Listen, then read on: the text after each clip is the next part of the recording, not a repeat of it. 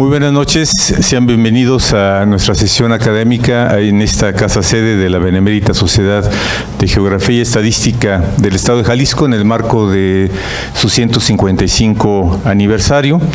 Y siendo las 20 horas de este día, martes 18 de junio, vamos a dar inicio a nuestra sesión con la participación de dos de nuestros más distinguidos consocios.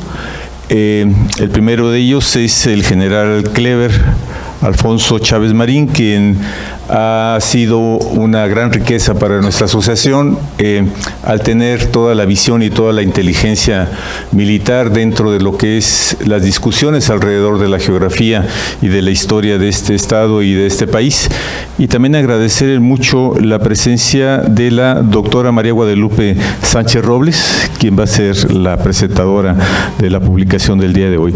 Le pediría a nuestro señor secretario, el doctor José Sosimo Orozco, sea tan amable de conducir nuestra sesión académica del día de hoy. Muchas gracias, señor presidente. Buenas noches.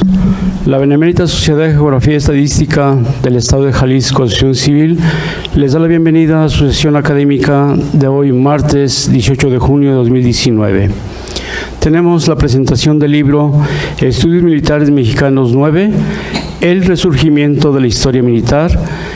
Esta obra es coordinada por nuestro consocio, el general Kleber Alfonso Chávez Marín, y será presentada la obra por nuestra consocia, doctora María Guadalupe Sánchez Robles. El orden del día es el siguiente: apertura de la sesión a cargo del doctor Arturo Curiel Ballesteros, lo cual ya se ha hecho. Tengo el agrado de presentar a los integrantes del Presidium, al doctor Arturo Curiel Ballesteros, presidente, al general Kleber Alfonso Chávez Marín, consocio y coordinador de la obra, doctora María Guadalupe Sánchez Robles, consocia y presentadora, el de la voz, doctor José Sosimo Orozco, secretario general. Y bueno, pues también les damos la bienvenida en especial al teniente caballería Guillermo Filippo Finotti. Él es presidente de la sección extranjera de la Asociación Nacional Carabinieri de Italia en Guadalajara, Jalisco, y bueno, cónsul honorario de Italia en Guadalajara. Y le damos la bienvenida igualmente a todas las personas, a su señora también, su esposa, y también a las personas que nos acompañan esta noche, familiares del general y también de la doctora María Guadalupe Sánchez Robles. Bueno, pues a todos bienvenidos, ya que es muy importante su presencia, fortalece las actividades de esta benemérita institución. A continuación tenemos la participación de la presentadora de la obra Estudios Militares Mexicanos 9, El Resurgimiento de la Historia Militar. Esta obra, como dijimos, será presentada por la doctora María Guadalupe Sánchez Robles y le cedemos la palabra. Muchas gracias. Muy buenas noches. Hoy celebramos la aparición del libro Estudios Militares 9, El Resurgimiento de la Historia Militar, coordinado cuidadosamente por el general Kleber Alfonso Chávez Marín, quien desde hace casi 15 años promueve la investigación y divulgación de la historia militar. Este volumen es el valioso fruto de los trabajos del 10º Simposio Internacional de Historia Militar celebrado en el Colegio de Jalisco, también por iniciativa suya. En su interesante prólogo, María Eugenia Arias Gómez, del Instituto de Investigaciones Dr. José María Luis Mora, habla del variado panorama que nos muestran los capítulos en cuanto a épocas y temas. Cito: el recorrido será por variadas épocas, etapas y temáticas. La antigua maya a través de un estudio de caso bélico. La colonial, en la que se da a conocer un plan de defensa, una expedición naval, la conformación de un grupo de poder o élite militar en una región. La independencia, al tratar el cambio político, las hostilidades con los navajos también en una comarca. Específicamente en Jalisco, la invasión norteamericana, la invasión francesa, el Segundo Imperio, la Iglesia, la Revolución y los ferrocarriles, la historia de vida de un músico marino, la Guerra Cristera, episodios y anécdotas en una localidad. Otros temas son el telegrama Zimmermann, México en la Primera y Segunda Guerras Mundiales y la Fuerza Armada Nacional Bolivariana en Venezuela. Fin de la cita. Si seguimos a vuelo de pájaro este recorrido, nos encontramos para empezar con el artículo Las guerras de los antiguos mayas, el caso de Yaxchilán, Chiapas, de Akira Kaneko, arqueólogo del Centro INAH de Chiapas. Mediante un minucioso análisis de las representaciones visuales conservadas en los más de 120 monumentos de la antigua ciudad, el autor desmiente la concepción pacifista de la civilización maya, visión posiblemente generada por la corriente antibélica posterior a las dos guerras mundiales que sufrió la humanidad. Con el auxilio de grabados y fotografías de las ruinas de Yaxchilán, Akira Kaneko muestra escenas de combate de gran valor artístico, en las que aparecen diferentes armas ofensivas del período clásico: lanzas, cuchillos y hachas.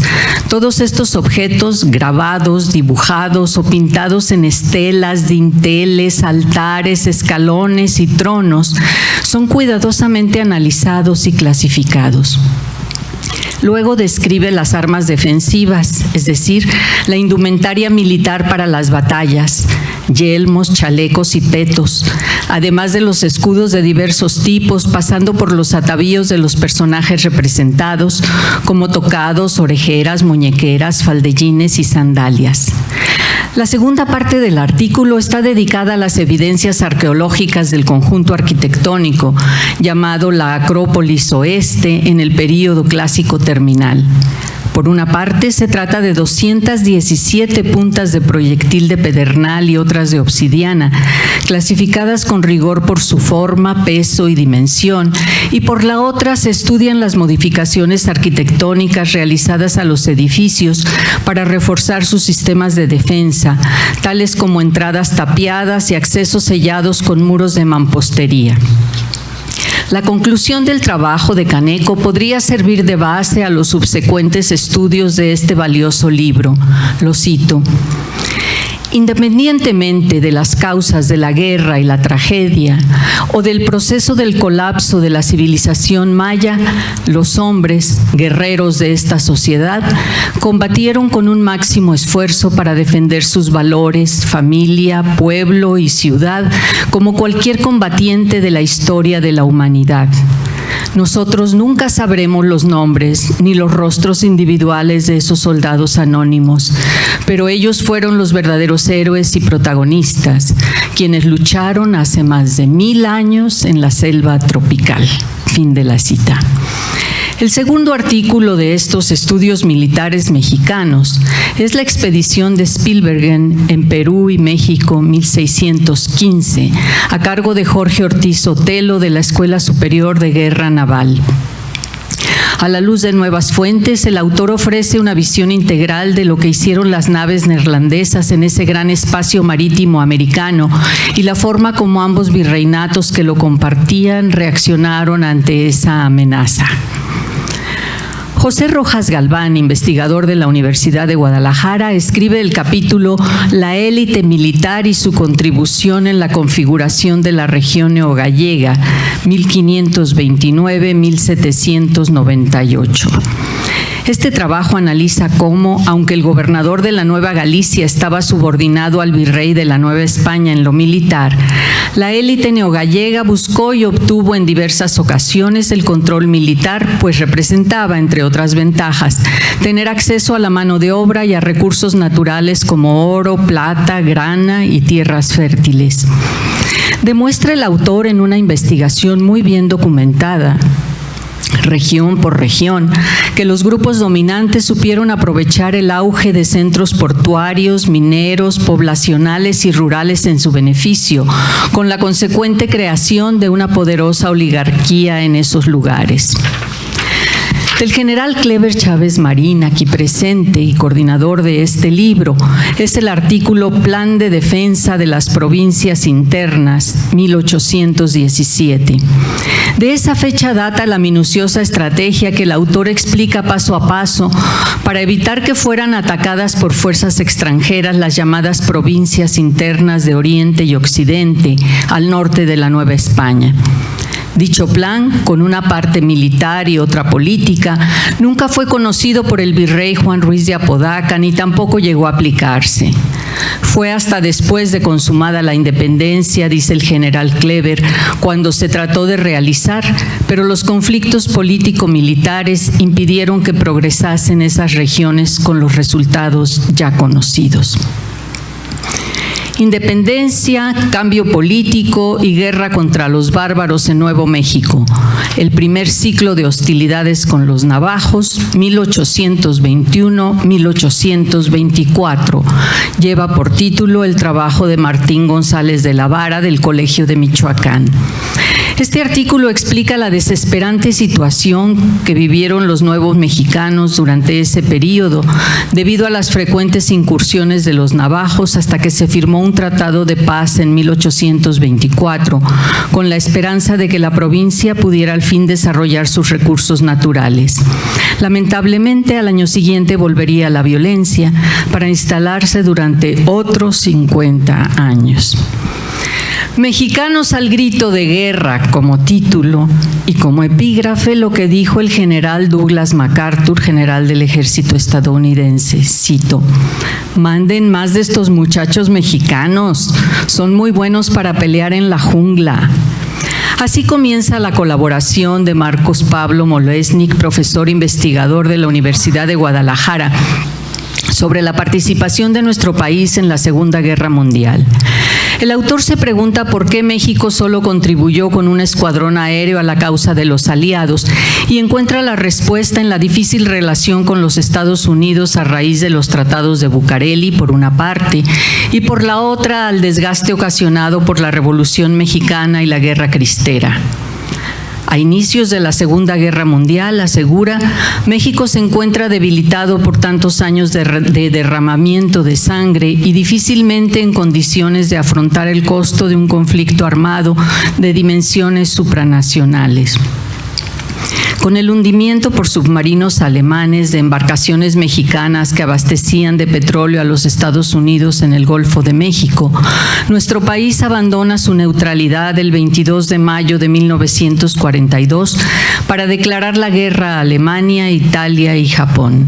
Si bien la participación del Escuadrón 201 suele considerarse más bien simbólica, pues estaba por terminar la guerra cuando arribó a Manila, Filipinas, en mayo de 1945, Marcos Pablo Molesnik resalta los múltiples beneficios que de ella se derivaron, tanto para la modernización de las Fuerzas Armadas mexicanas como para las relaciones internacionales. Miles de braceros nacionales se fueron a Estados Unidos a cultivar los campos y se cree que entre 15,000 y 30,000 ciudadanos mexicanos se enrolaron en el ejército, con destacada actuación y condecoraciones en algunos casos. Luego vendría el crecimiento de la economía, conocido como el milagro mexicano, y la participación de México como uno de los 51 países miembros fundadores de la ONU.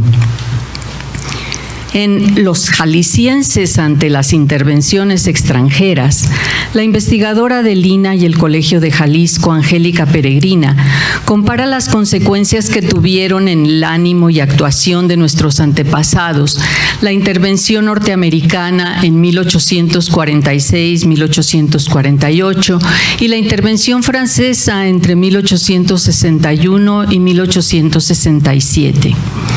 Frente a la primera, destaca el fervor nacionalista a favor del federalismo, las dificultades económicas para financiar la guerra, las alianzas con estados vecinos para defender la región y, aunque el conflicto no tocó suelo jalisciense, la presencia del batallón de San Blas en la defensa del castillo de Chapultepec.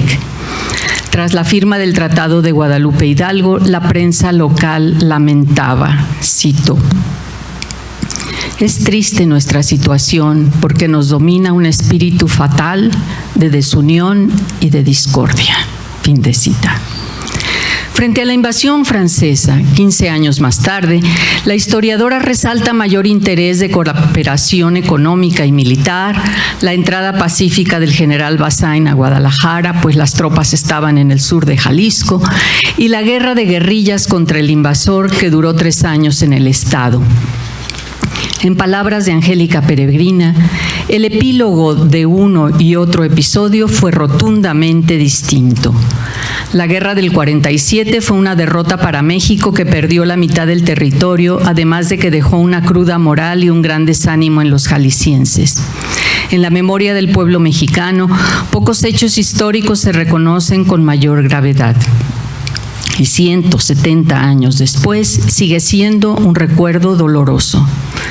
Por su lado, el triunfo sobre la intervención francesa y el efímero imperio de Maximiliano puso a prueba el temple de los mexicanos y constituyó sin duda el comienzo de una verdadera metamorfosis de México, al paso que se aplicaban los preceptos de la Constitución de 1857 y de las leyes de reforma.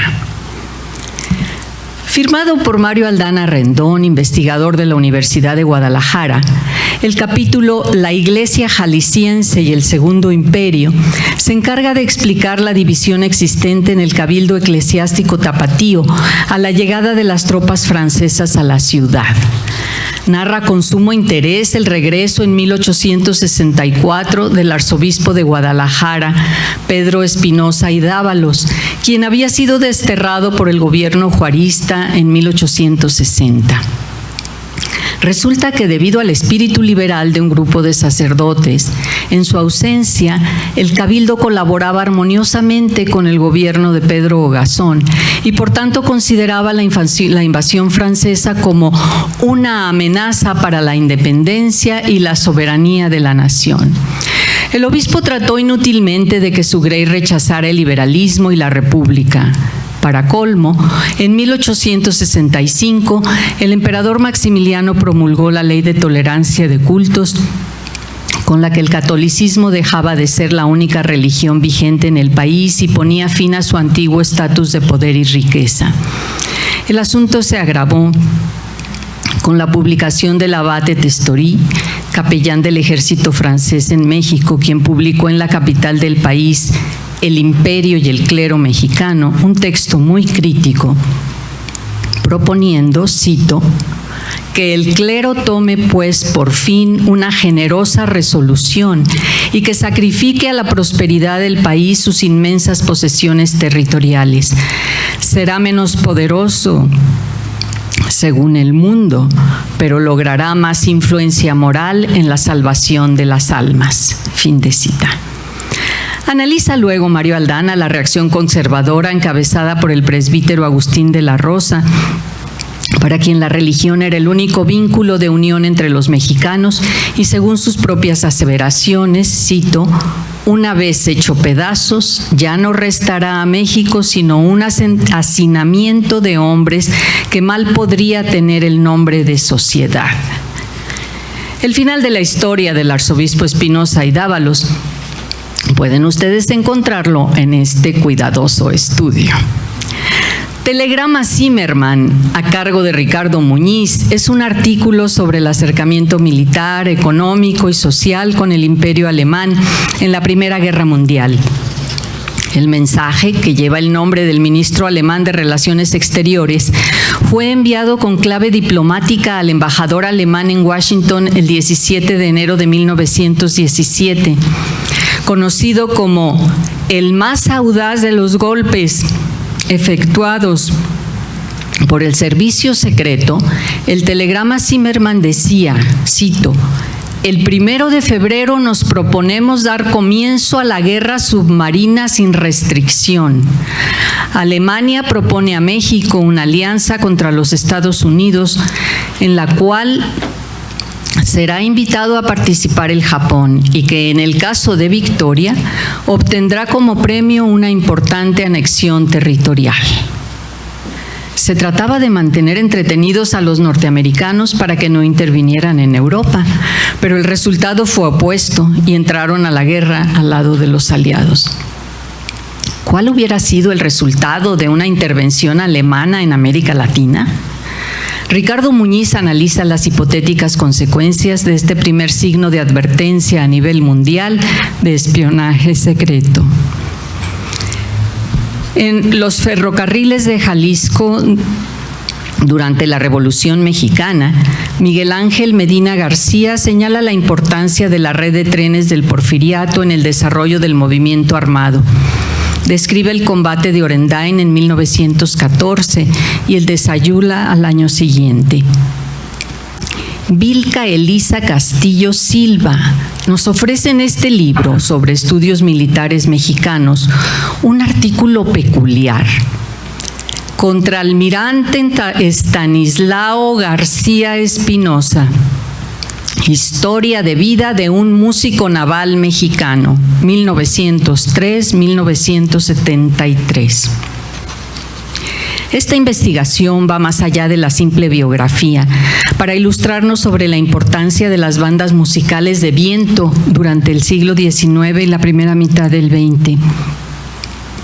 Formado como músico y como militar, Estanislao García, nacido en El Grullo, Jalisco, perteneció a diversas bandas musicales y fundó otras tantas para el ejército en distintos lugares de la República. El clarinete, el saxofón y la batuta fueron sus armas. Además, fue autor de 5 marchas: Marinos Mexicanos, Cadetes de la Naval, Infantes de Marina, Defensa Nacional y el Himno a la Heroica Escuela Naval Militar. Composiciones que dan cuenta de un trabajo armónico fuerte y de una estética musical muy refinada. Al frente de la banda de Marina, García Espinosa realizó giras y grabaciones, además de un destacado papel durante los Juegos Olímpicos de 1968. Sobre las bandas militares, la autora explica: en los desfiles hay que tocar, marchar, escuchar al resto del grupo, en ocasiones leer o recordar las partituras de memoria, todo al mismo tiempo, sin perder el paso y la elegancia. Efraín González Navarro escribe Episodios de la Guerra Cristera en Tepatitlán. Después de enfatizar en la crueldad que ha acompañado en la historia de la humanidad a las guerras de religión y relatar los orígenes de los enfrentamientos entre liberales y conservadores en México, el autor presenta varios testimonios del conflicto cristero en la región de los Altos de Jalisco y más concretamente en Tepatitlán. No faltan las anécdotas familiares, salpicadas de humorismo, que se mezclan con los datos históricos de las 2 batallas ocurridas en dicha población. El volumen, coordinado por el general Kleber, cierra con un interesante trabajo de Inés Guardia Rolando, de Consultores Guadalajara, y Yanina Olivieri Pacheco, de la Universidad Católica Andrés Bello de Caracas, Venezuela. Lleva por título Etapas de la Fuerza Armada Nacional Bolivariana en Venezuela, 1998-2015, y pretende dar respuesta a 2 interrogantes. La primera es si los cambios que se han producido durante la Revolución Bolivariana han tenido impacto en la manera en que la sociedad percibe a las Fuerzas Armadas. Y la segunda indaga sobre si los cambios han impulsado una profundización de la democracia o su retroceso. Bueno, y ya llevamos 13 artículos, que son todos.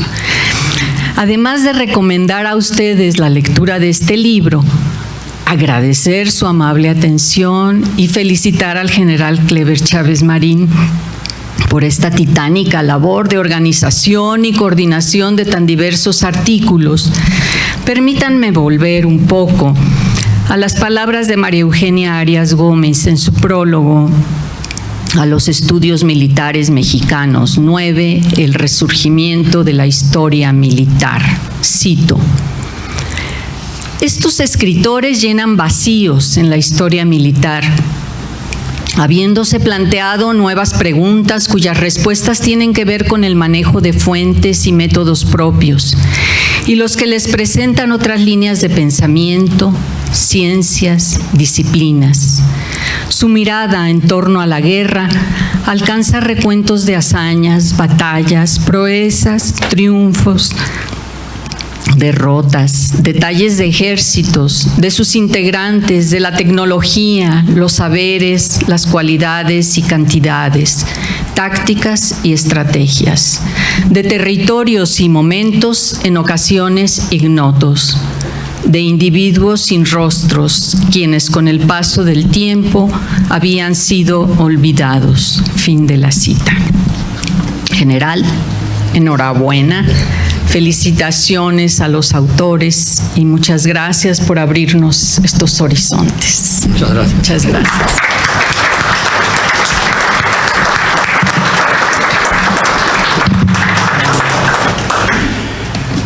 Bien, pues hemos escuchado ya el contenido preciso de esta obra que invita a ser leída y bueno, 13 artículos comentados desde luego en forma muy importante e interesante. Enseguida tenemos las palabras, ese mensaje del coordinador de la obra, el general Clever Alfonso Chávez Marín. Así que adelante. Muchas gracias. Pues agradezco primero a la doctora Lupita pues que haya aceptado comentar y hacer la presentación de esta obra. Segundo, pues a nuestra institución que nos ha brindado el espacio pues para lograr este objeto. Y tercero, pues a cada uno de ustedes que nos acompañan, pues sin ustedes esto sería, pues no tendría razón de ser. Quiero pues comentarles a ustedes, ¿no? Primero, que este libro es Estudios Militares Mexicanos número 9. ¿Y por qué Estudios Militares Mexicanos? Simple y sencillamente porque en el año de 2001 estábamos reunidos casualmente un grupo de académicos mexicanos y de las universidades de los Estados Unidos de manera informal y coloquial.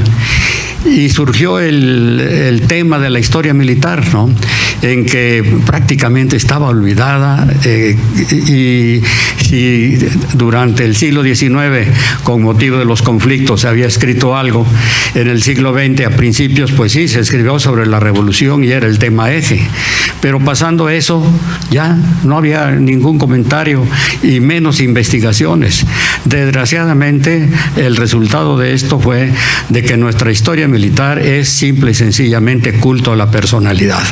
O sea, estar loando a los presidentes en turno o a los generales en turno. Y en el caso de los generales, digo yo, bueno, se habla nada más de ellos. ¿Y todos los demás qué? Los que ofrendaron su vida, los que cocinaron, los que trasladaron las armas, los que fabricaron las municiones, todos ellos fueron sumamente importantes para estas actividades. ¿Y quién se acuerda de ellos? ¿O que realmente no era indispensable su participación? Por supuesto que sí. Entonces hay que hacer un reconocimiento a todos estos escalones, a todos estos detalles que contribuyen pues a los resultados de los conflictos que existen bélicos en todo el mundo. Bien, en este caso los remitimos nuevamente a aquella fecha pues de 2001 al doctor Manuel Aguilar Moreno, que es miembro también de esta institución. Se le ocurrió y me dice, oye, ¿qué tal si vamos formando una asociación internacional, puesto que estábamos de varios países, pues para el estudio de la historia militar? Oh, pues me parece excelente. Y sobre todo tomando en cuenta esto, ¿no? Vamos a suponer, yo me he dedicado a la investigación de la historia militar, pero ¿qué tanto puedo producir? Manuelito, así le digo yo en forma amistosa pues a Manuel Aguilar Moreno, Manuelito es un investigador también, pero ¿qué tanto puede producir? Pero si nos unimos un grupo de historiadores y de inquietos en estos aspectos, pues obviamente de que el resultado va a ser mayor información, perdón, pero lo principal es que sean labores de investigación, no de repetición de lo que ya está publicado. Y sobre todo para desenmascarar todas esas mentiras en las cuales nuestra historia está plagada.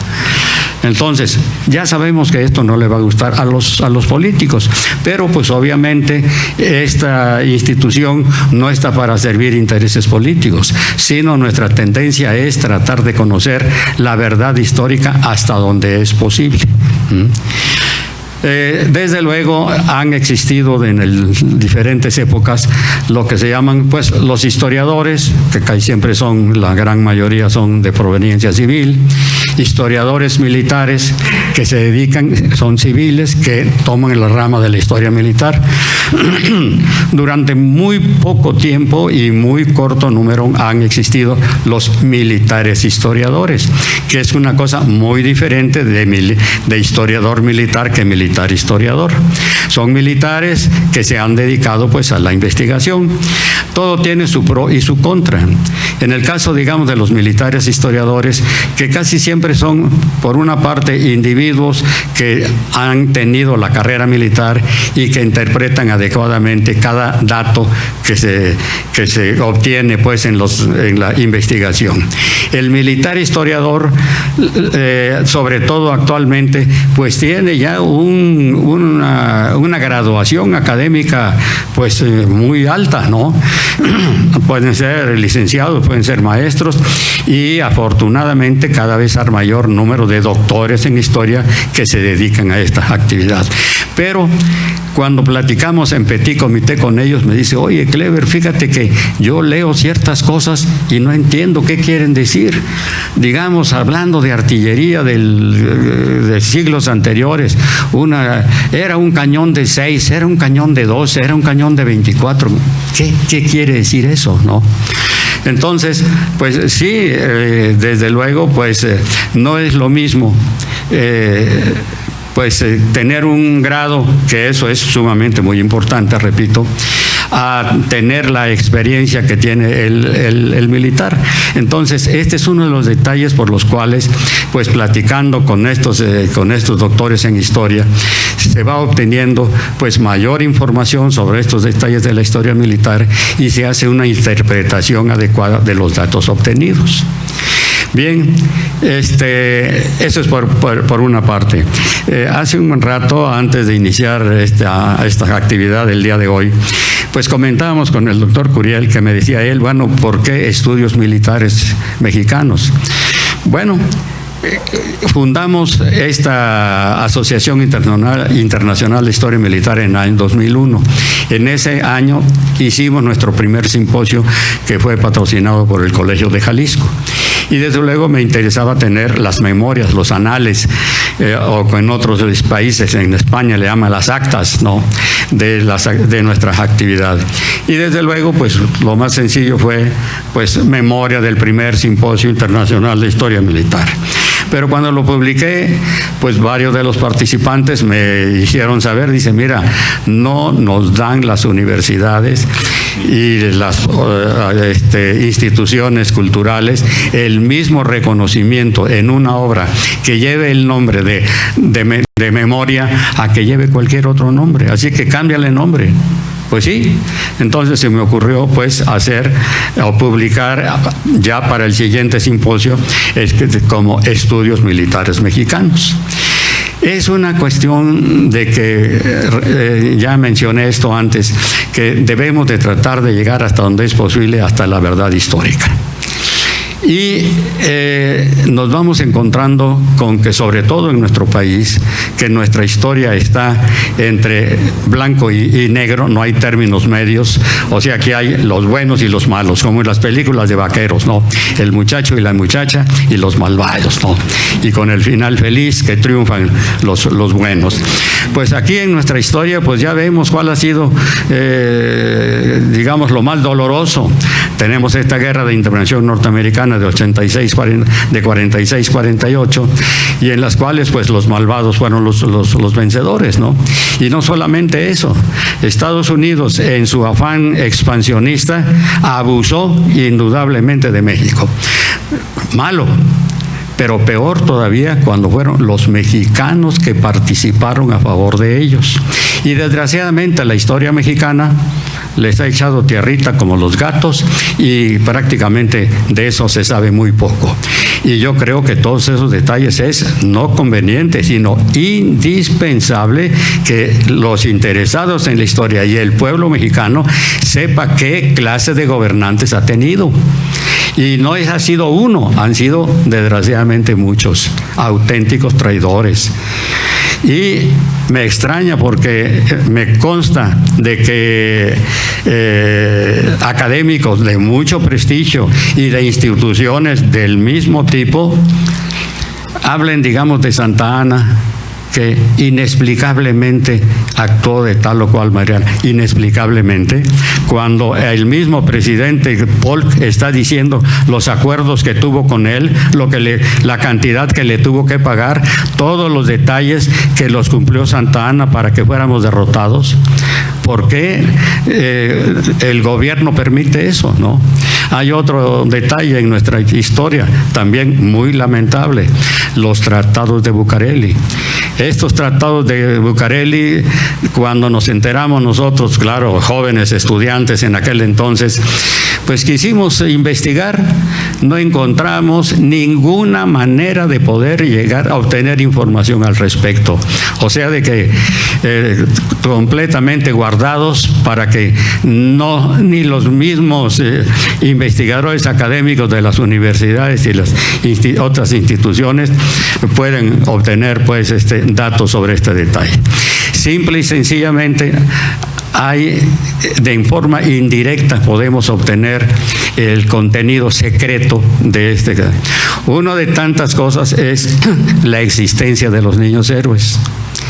Resulta que en 1924, cuando se firman los tratados de Bucareli, pues a partir de entonces se acordó que desapareciera tanto de la historia de los Estados Unidos como de México la guerra de intervención norteamericana, cuando perdimos nuestros territorios.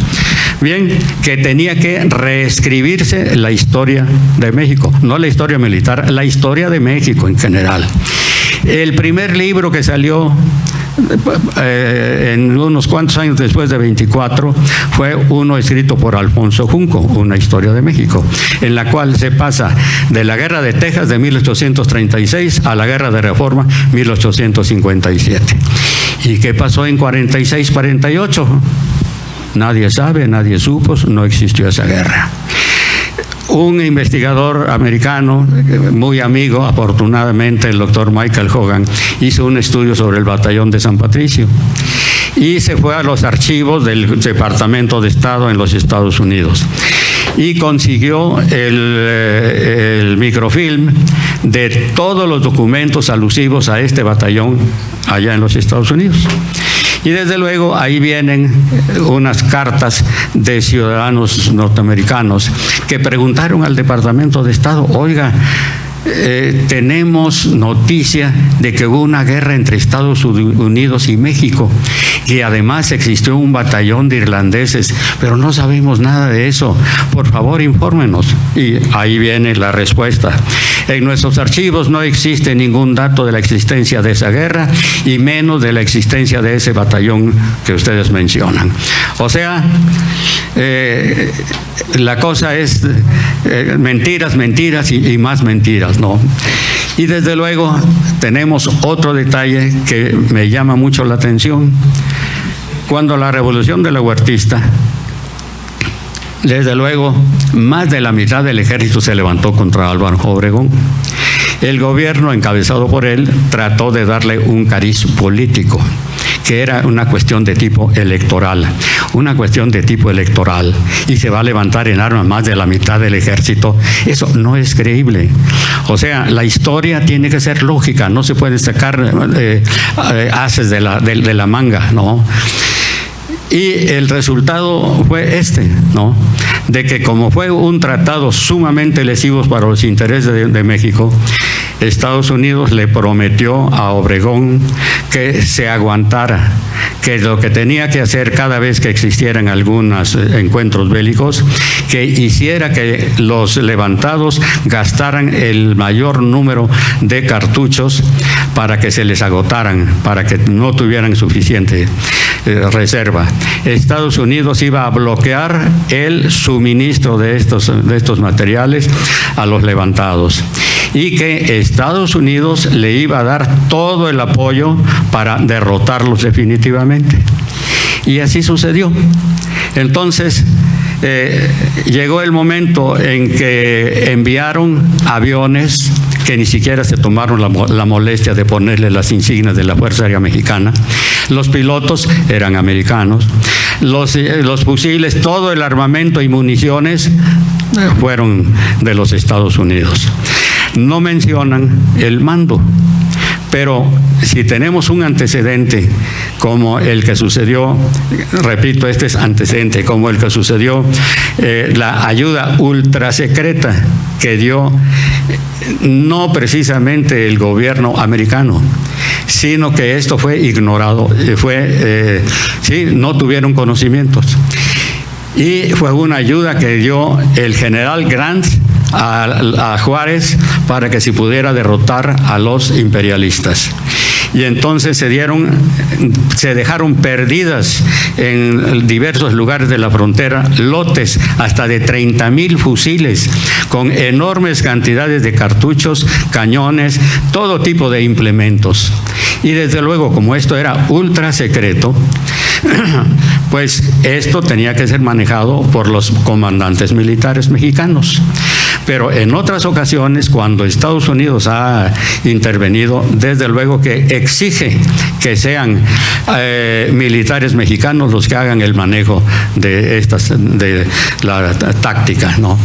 En este caso, repito, no está mencionado, pero lógico es suponer que hasta el mando de esta campaña o de esta batalla que hubo en Ocotlán, Jalisco, en la cual se derrotó definitivamente a los delahuertistas, hayan sido generales americanos los que dirigieron estas acciones. El ejército mexicano y el gobierno dice que fue el general Amaro. Dudo, ya teniendo todos estos antecedentes y esta información, en fin, de lo que se trata es de dar la información más cerca de la verdad. Y repito, no podemos decir que es la verdad, porque mañana pueden aparecer documentos que nuestra verdad pues se caiga por sí sola, ¿no? Pero sí, cuando menos, tender hacia eso. Entonces, pues, aquí en este libro, pues ya los capítulos que están integrados o que lo componen, pues ya fueron mencionados por la doctora. Yo los invito a que vean ustedes, a que lean, pues, este libro. Les aseguro que va a ser atractivo. Y sobre todo por el momento que estamos viviendo ahora, el momento político-militar, con la creación de la famosa Guardia Nacional, con la desaparición del Estado Mayor Presidencial, bueno, ustedes sería muy largo. ¿Por qué? Porque es lo que estamos viviendo. Y es recordando las declaraciones que hizo Dolores Padierna, y lo dijo claramente, de que el modelo a seguir para el gobierno actual es Venezuela. Ese es el camino que debemos llevar. Esto no se va a hacer en un año, pero ahí están los pasitos.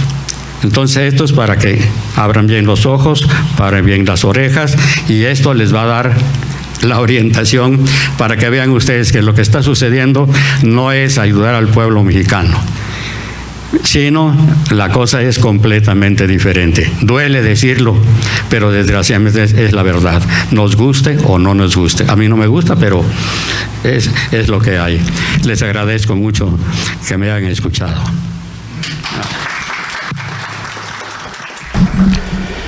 Bien, pues muchas gracias al general Clever Alfonso Chávez Marín por su autoría de esta obra y sus importantes consideraciones sobre la historia militar en su mensaje precisamente. Y también a la doctora María Guadalupe Sánchez Robles, esa precisión para manejar el contenido más importante de cada uno de los capítulos. Desde luego que nos quedamos, pienso también ustedes, con las ganas de leer ese libro, y bueno, lo habremos de adquirir seguramente. Y también muchas gracias a la presentadora, a la doctora y al coordinador, porque nos están dando también un regalo, un espacio más o menos de 5 minutos para que ustedes puedan preguntar lo que consideren conveniente o hacer precisamente los comentarios. Así es de que adelante, por favor. Si alguno de ustedes... Sí. Buenas tardes. Alejandra, como siempre, Clemente. Yo creo que platicas a las personas cómo se gesta estudios militares mexicanos, cómo se realizan los simposios de historia militar, y cómo fue este simposio y dónde fue.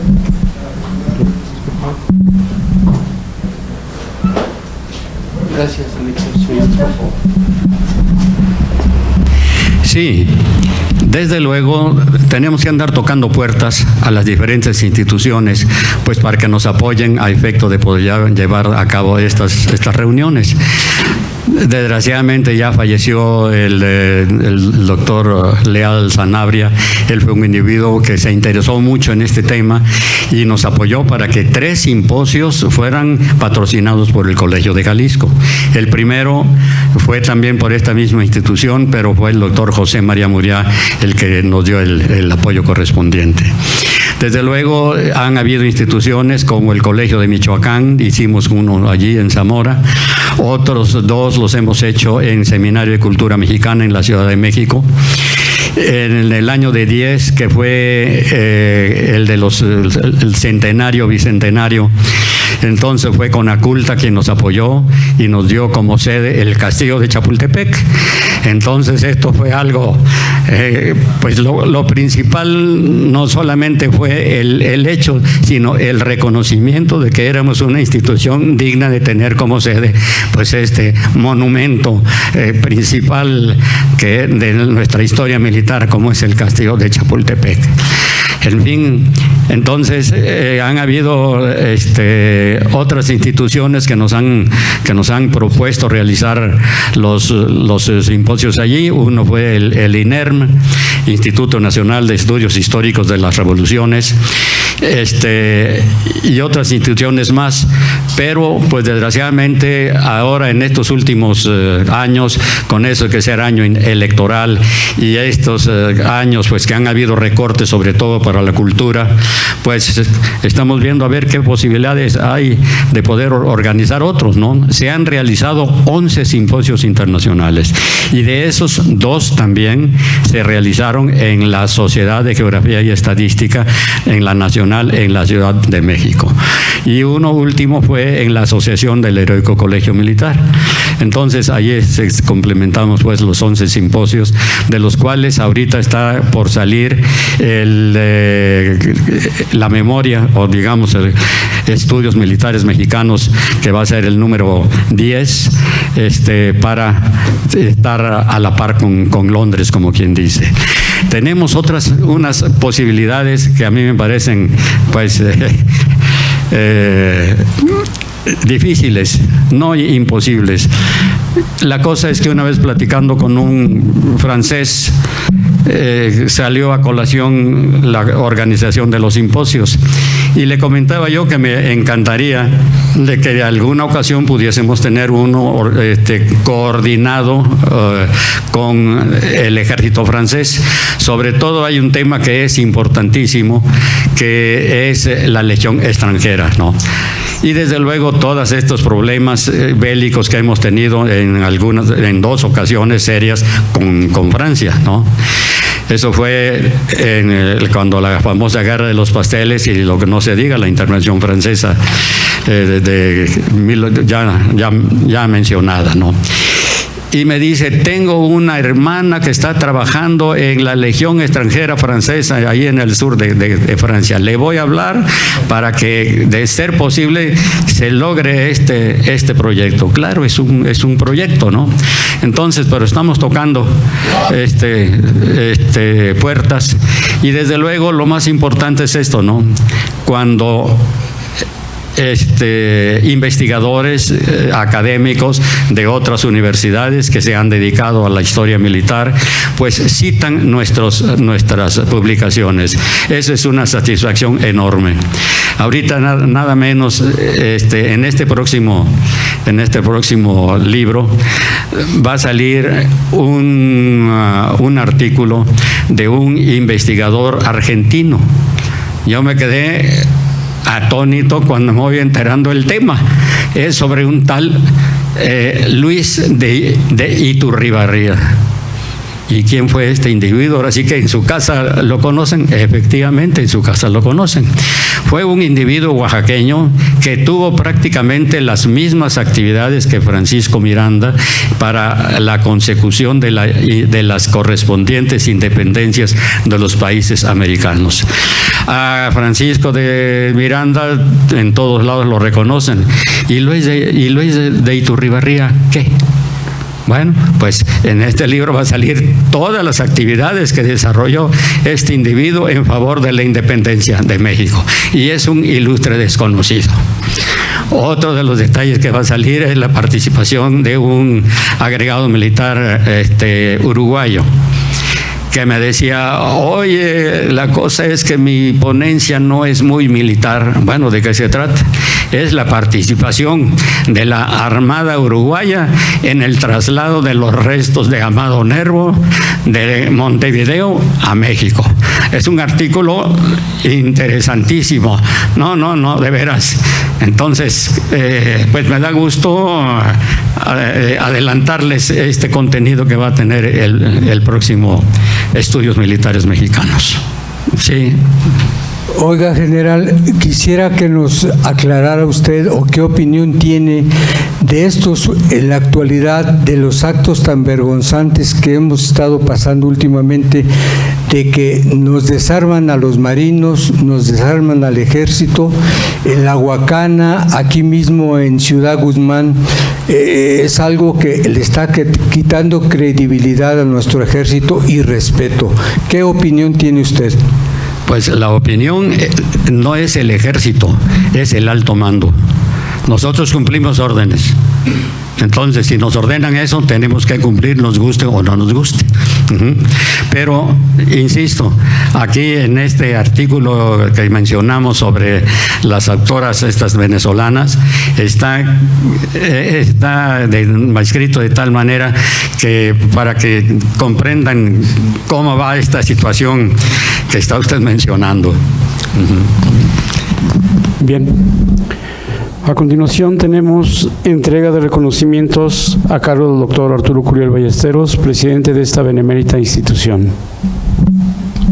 Sí, muchas gracias, señor secretario. Es una costumbre en estas sesiones académicas de los días martes aquí en la Casa Sede hacer un reconocimiento a nuestros consocios que cumplen cabalmente con los objetivos de esta institución y con sus compromisos como consocios, que es cuando menos una vez en el año puedan presentar un trabajo alrededor de temas que son de gran relevancia. Estaba recordando hace un momento que precisamente en este año se está conmemorando, y ahí nuestra Sociedad Nacional está llevando la batuta en ello a nivel de país, se está conmemorando los 500 años de la llegada de Hernán Cortés a México. Sin lugar a dudas, la parte de lo que tiene que ver este análisis de los estudios militares no solamente son los datos en sí del suceso, sino el reconocimiento cómo a través de varios procesos militares la geografía cambia de los países y del mundo, y creo que ahora con estos 500 años de la llegada de Hernán Cortés a México, primero a Cozumel y luego a Veracruz, más o menos en estas fechas hace 500 años, y de ahí, bueno, a la parte del centro del país. Me parece también muy importante destacar la importancia que tiene este espacio para analizar estos temas. El espacio de la Benemérita Sociedad de Geografía Estadística está inspirada en valores que tiene desde su fundación el fundador, don Valentín Gómez Farías. Realmente desde entonces el valor de la libertad ha sido uno de los elementos fundamentales para estos trabajos y estos análisis. Y bueno, son análisis que son interdisciplinarios, multidisciplinarios, transdisciplinarios. A mí me gusta más esto último, porque lo que tenemos es realmente un trabajo y un diálogo entre lo que son científicos y lo que son aparte de estudiosos personajes, como el caso del general Kleber, que conoce muy bien una realidad que a la hora que se dialoga y a la hora que se discute con la parte de los historiadores o los científicos, surge, como nos decía hace un momento la doctora María Guadalupe Sánchez, es decir, la historia puede ser quizás una, pero las preguntas surgen cada vez más y esas preguntas nutren nutren estas búsqueda de lo que viene a ser la realidad que se ha vivido y que nos ha marcado en términos geográficos. Sin más, por el momento sí quisiera agradecer a la doctora María Guadalupe Sánchez Robles su trabajo extraordinario en esta presentación del libro y su trabajo en esta benemérita institución. Muchísimas gracias, doctora. Lo mismo, general Clever, que usted es un personaje aquí en esta institución. Muchas gracias por pertenecer a esta organización. Y gracias a todos ustedes por estar aquí presente y abonar también a las preguntas. Vamos a clausurar la sesión. Por favor, tomen asiento.